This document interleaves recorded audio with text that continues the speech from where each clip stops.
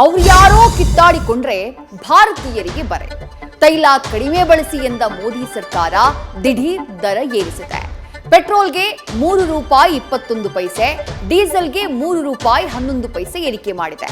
CNG ಹಾಗೆ bus ticket ದರವು ಜನಸಾಮಾನ್ಯನಿಗೆ ಆಘಾತ ಕೊಟ್ಟಿದೆ.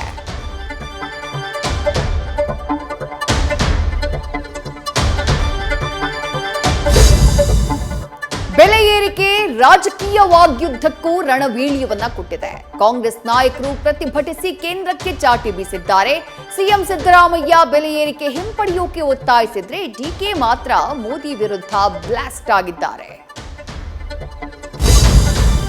ಜಾಗತಿಕ ಇಂಧನ ಬಿಕ್ಕಟ್ಟಿನ ನಡುವೆ ಯುದ್ಧಗ್ರಸ್ತ ಭೂಮಿಗೆ ಪ್ರಧಾನಿ ಮೋದಿ ಕಾಲಿಟ್ಟಿದ್ದಾರೆ.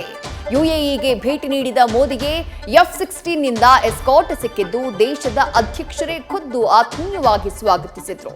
ಭೇಟಿ ವೇಳೆ ದ್ವಿಪಕ್ಷೀಯ ಚರ್ಚೆ ನಡೆಸಿದ್ದು ಮೋದಿ ಇರಾನ್ ದಾಳಿಯನ್ನ ಖಂಡಿಸಿದ್ದಾರೆ. ಉತ್ತರದ ಬೆನ್ನಲ್ಲೇ ಕರ್ನಾಟಕ ಸೇರಿ 15 ರಾಜ್ಯಗಳಲ್ಲಿ ಎಸ್ಐಆರ್ಗೆ ಚುನಾವಣಾ ಆಯೋಗ ಅಣಿಯಾಗಿದೆ. ರಾಜ್ಯದಲ್ಲಿ 2002ರ ಬಳಿಕ ಮತದಾರರ ಪಟ್ಟಿ ಪರಿಷ್ಕರಣೆಯಾಗ್ತಾ ಇದ್ದು ಸರ್ಕಾರವೂ ತಯಾರಿದೆ.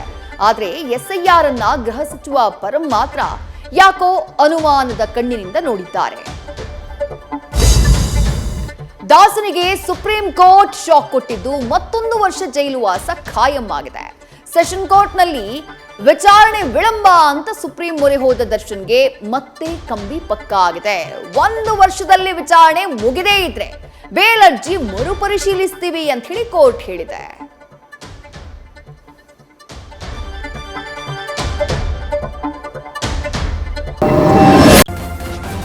ನ್ಯೂಸ್ ಫಸ್ಟ್ ನಿರ್ಭೀತಿಯಿಂದ ನಿಮ್ಮ ಪರವಾಗಿ.